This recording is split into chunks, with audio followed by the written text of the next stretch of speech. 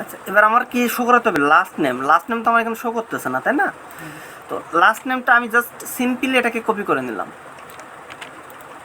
Copy করে space দিয়ে আমি এটা ফেলাই দিলাম। যে লাস্ট নেমের যে নেমটা আছে আমার, এই যে লাস্ট নেম, এই লাস্ট নেম টেবিল নেমটা এখানে ধরাই দেবো। চলে আসছে প্রত্যেকটা লাস্ট নেম কি চলে আসছে? প্রসেন মণ্ডল, বদিত রায় আসতেছে।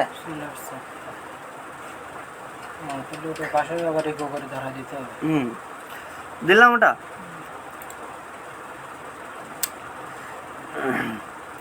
তাহলে এই যে ফার্স্ট নেম আর লাস্ট নেম ফোন নাম্বার দিলাম, কিন্তু আমার টেবিলে কিন্তু টাইম ও ডেট দুটাও কিন্তু আসতেছে, তাই না? কিন্তু আমরা কিন্তু এখানে টাইম ডেট শো করাইনি, করছি? করিনি। তাহলে আমি কিন্তু কী করব, সাপোজ এখানে মেসেজের পরে সাপোজ আমি আর দুইটা নিলাম, একটা নিলাম কি টাইম, আরটা নিলাম কি ডেট। তাহলে এখানে দুইটা বাড়াই নেবো। জাস্ট কি করতে হবে, এই যে টাইমই ধরাই দেবো। টাইম কোনটা? উপরেরটা টাইম, ডিএটি ডেট, ডি ছোট হাতের।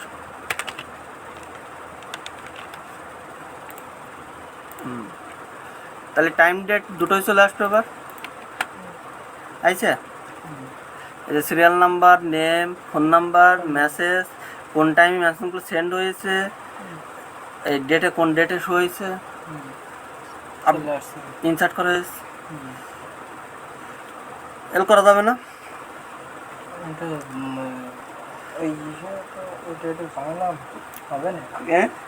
ঝামেলা তো হবে, দেখতে হবে, ঠিক আছে? এই জায়গাটা অল্প একটু দেখেন, অল্প একটু করে যান।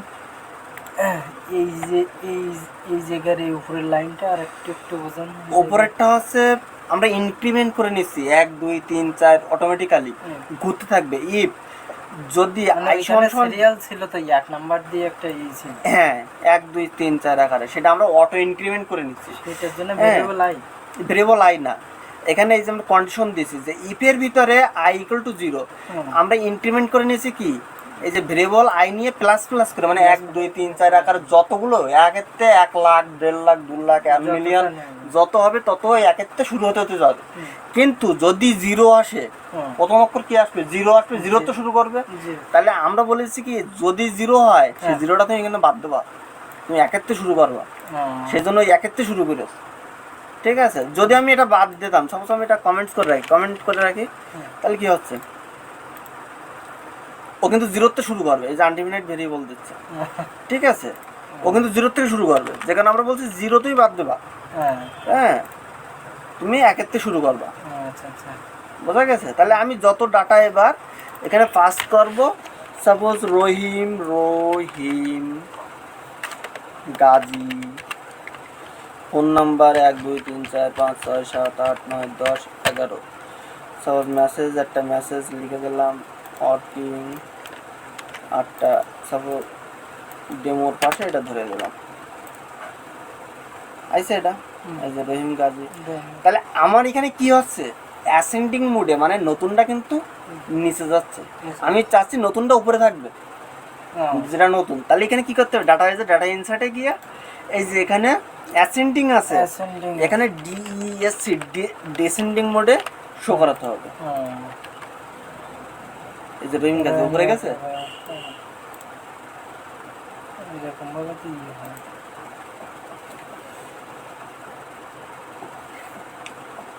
তাহলে আমরা ডাটা কিন্তু ওই ডাটাবেজেও কি উপরে যায় শো করেছে না, ডাটাবেজের মতো ডাটাবেজ পরপর আসবে।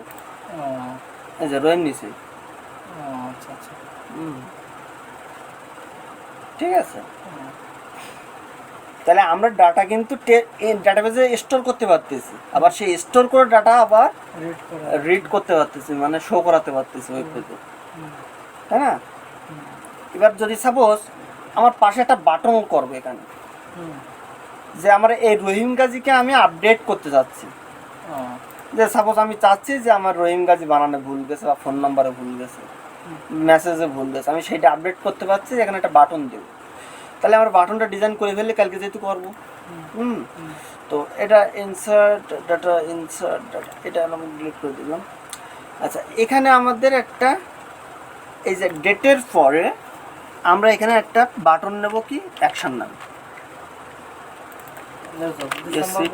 ভালোভাবে দেখা যাচ্ছে বাকি একটু বলতে বলবে না না, কোডটা আমি ভেঙে বলতেছি, তোমার বুঝতে হবে, প্রচুর সময় লাগবে। মনে করো আমার তো ছোট জিজ্ঞেস করতে করতে, ঠিক আছে, তোমার এই বুঝতে বুঝতে টাইম লাগবে, ঠিক আছে। ওই যেরকম বড় হাত ছোট হাত গুলিয়ে ফেললে মাথা গুলিয়ে ফেলতে হবে, ঠিক আছে। আচ্ছা, এইবার টিডির ভিতরে সাপোজ আমি এখানে একটা বাটন করতে চাচ্ছি, একটা নামে করতে চাচ্ছি এডিট, ইডিআইটি এডিট। আরটা করতে চাচ্ছি সাপোজ ওয়ার ডিলেট, ডিইএলটি। চলে আসছে যে অ্যাকশন এডিট আর ডিলেট। তো আমি সাপোজ ওয়ার না দিয়ে এখানে একটা 5 লাইন দিতে চাচ্ছি। তো এডিটটা আমার এখানে কোনো একটা লিঙ্কের মাধ্যমে ফেলাতে হবে, যেমন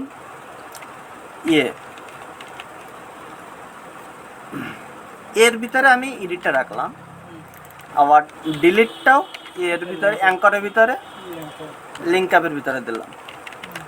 এডিটটা হবে কি একটা পেজে নিয়ে যাবে। Edit suppose edit data edit dot PSP, ঠিক আছে।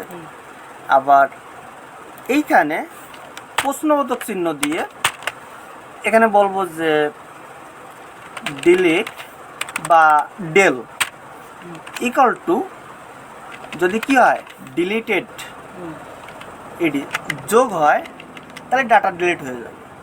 আর data edit dot PSP slash প্রশ্নবোধক চিহ্ন, প্রত্যেকটা আমরা বুঝবো কি করে যে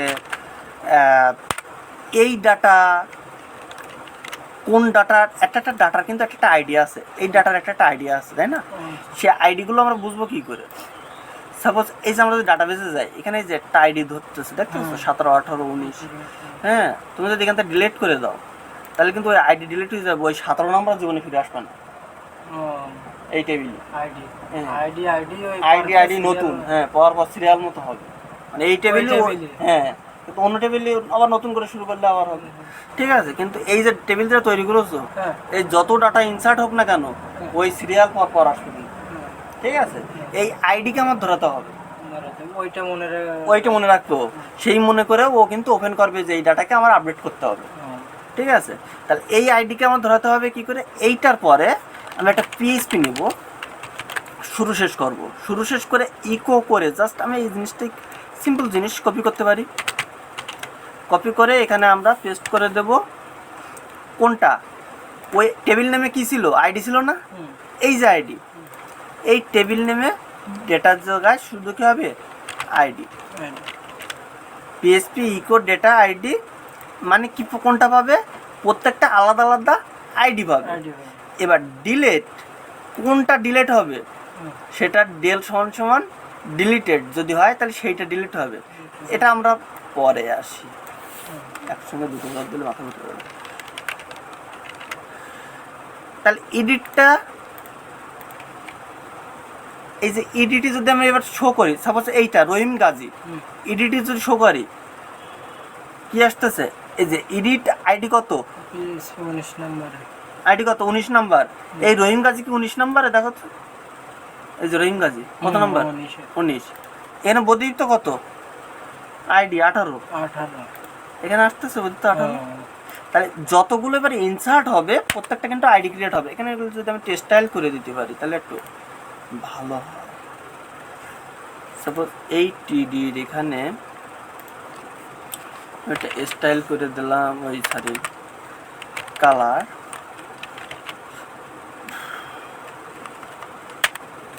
আচ্ছা এখানে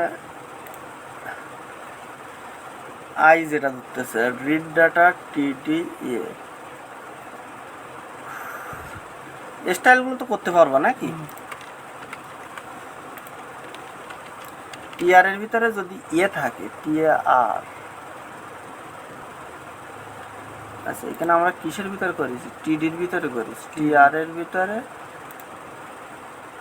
টিআর এর ভিতরে টিডি, তার ভিতরে তাই তো। সাপোজ যদি কালার দেবো আমরা কালার কাজ হচ্ছে এবার না। সাপোজ আমি একটা ব্যাকগ্রাউন্ড দিলাম রেড, একটা প্যাডিং রাখলাম চারিদিকে 10 পিক্সেল, কালার রাখলাম হোয়াইট, বর্ডার রেডিয়াস 30 পিক্সেল,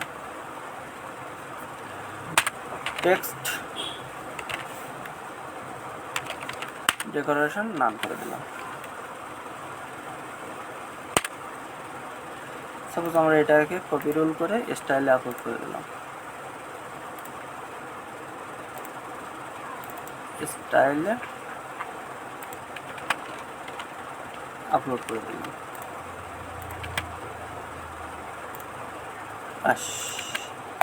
কি হচ্ছে, সেভ হয়নি।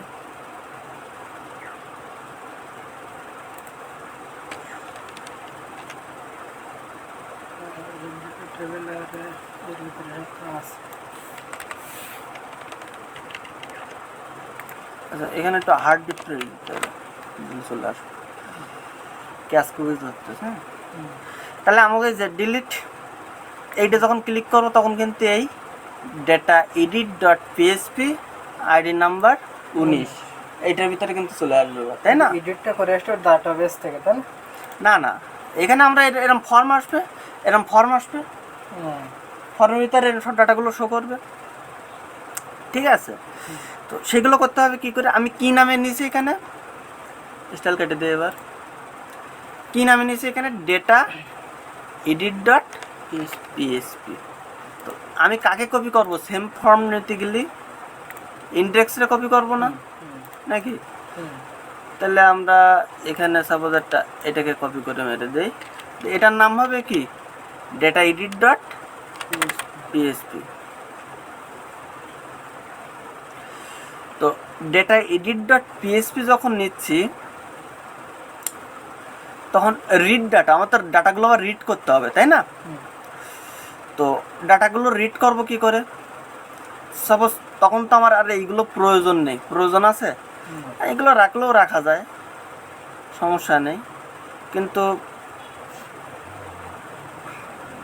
এগুলো আমার রাখার প্রয়োজন নেই, টেবিলটা মুছে দেবো টোটালি, শুধু এডিটের জন্য ব্যবহার হবে, এডিটের জন্য ব্যবহার হবে। তো রিড ডাটার ভিতরে যেগুলো আছে সাপোজ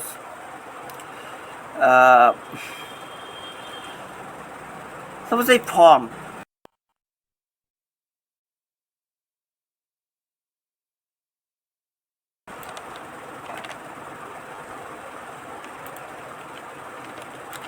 এখানে কিন্তু একটু বোঝার আছে, কিন্তু বিষয়টা বুঝো কিন্তু, ঠিক আছে? আচ্ছা এখানে যে আমরা ডাটাগুলো শো করাতে চাচ্ছি সে ডাটাগুলো এখানে আমি শো করতে, মানে কোনো ডাটা যদি না পাই তাহলে কি শো করবে। আচ্ছা এখান থেকে জাস্ট আমি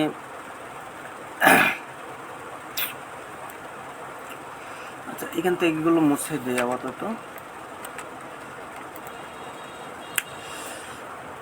এইবার আমি চাচ্ছি যে ভ্যালু জিনিসটা তো শো করবে না, ভ্যালু এখানে HTML VALUE value VALUE value জিনিসটা যেমন এখানে যদি আসে প্রোশন, তাই না? লাস্ট নেমে আসবে, সাপোজ আমি এখান থেকে ভ্যালুটা কপি করে নেই,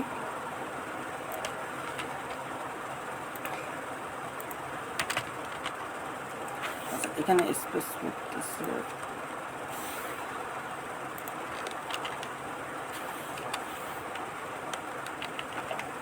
প্রথমে কি আছে ফার্স্ট নেম, দ্বিতীয়টা কি আছে লাস্ট নেম মানে মন্ডল, তৃতীয়টা কি আছে প্রোশন ভ্যালু ফোন নাম্বার, সাপোজ এরকম একটা ফোন নাম্বার তো এখানে শো হবে নাকি? তারপরটা কি আছে ভ্যালু মেসেজ না? তো এইটা সাপোজ